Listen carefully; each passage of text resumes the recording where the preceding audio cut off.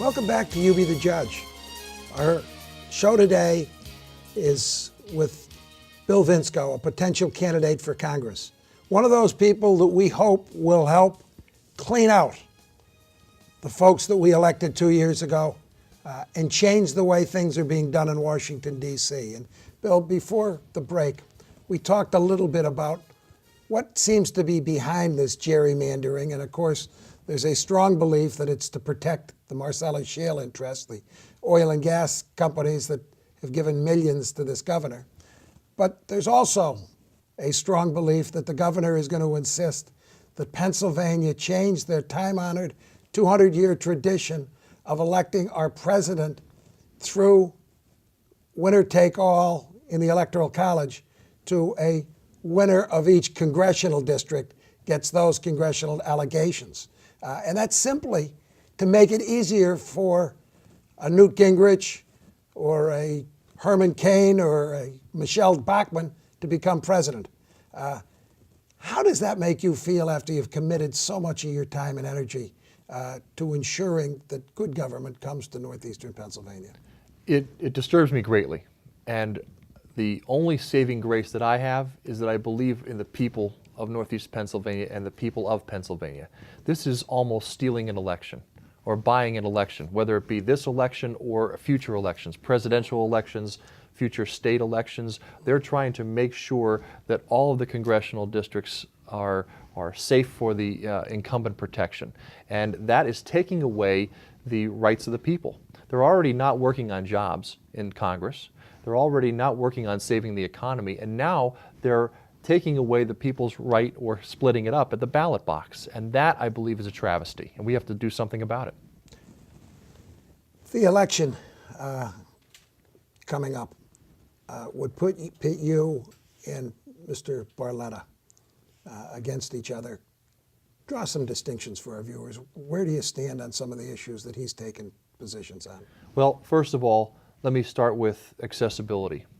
I'm going to have town hall meetings. I'm going to work with people. I'm going to be accessible to people and focus on jobs. The people need jobs in this area. And Northeast Pennsylvania is a hard-working group of people, as is Central Pennsylvania. We need to be able to give some small businesses some opportunities to grow and hire people.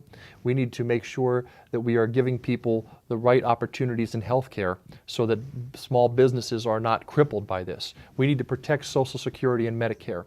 And as much as certain people say that they have protected Medicare and Social Security, that's simply not the case. We need to make sure, especially in Northeast Pennsylvania, that Medicare and Social Security for our seniors is protected now and into the future. And those are going to be my top priorities when I get into Congress.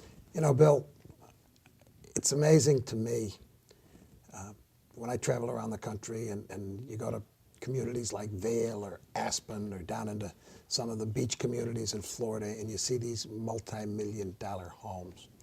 And then you come home to Scranton and you see people struggling as hard as they are. This nation has never had more income inequality than we do now. My Republican conservative friends suggest that this is somehow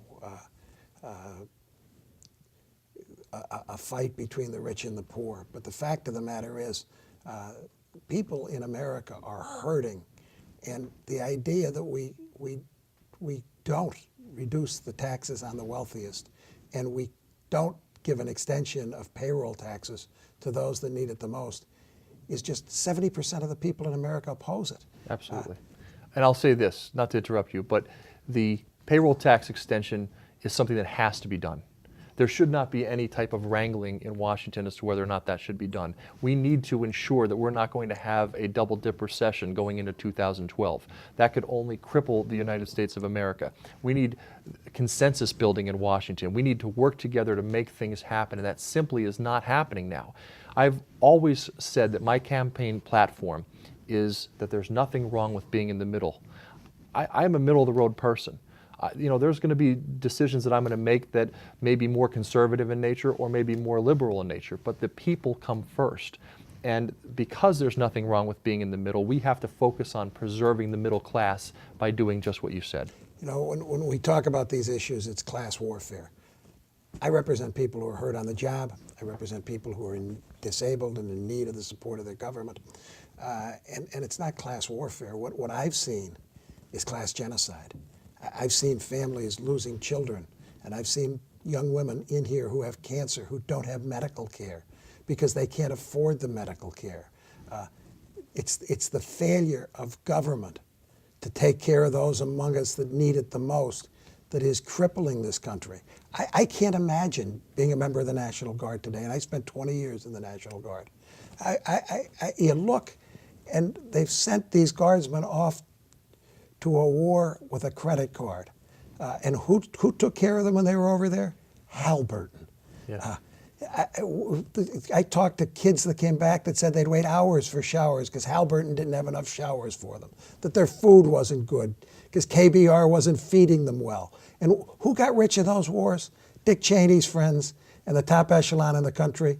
And who got hurt? The families of these soldiers, and they're coming back and they don't have good medical care because, again, our congressmen don't care enough to fund the Veterans Administration the way they should. And when the veterans come back, we have to be able to have jobs for them and have opportunities for them because they're going to be faced with the same problems that we're facing here.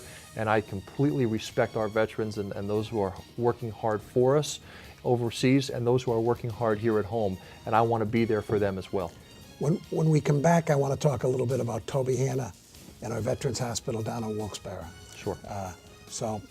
We'll talk about those, and please stay tuned to You Be the Judge.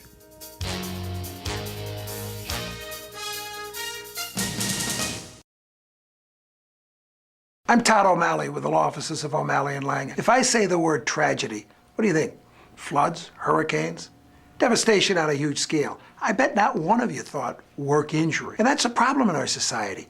Just because something happens one person at a time doesn't make it any less significant. Over 3.5 million people are injured or killed on the job every year, each an individual tragedy. If you've been hurt at work, call O'Malley & Langen, 1-800-817-COMP. I'm Todd O'Malley with the law offices of O'Malley & Langen. If I say accident, what do you think? Car crash, falling down the steps, unexpected events. People don't realize most of these accidents aren't really accidents. They're injuries caused by careless third parties. So if you've been hurt at work, call O'Malley & Langen, 1-800-817-COMP, 1-800-817-2667.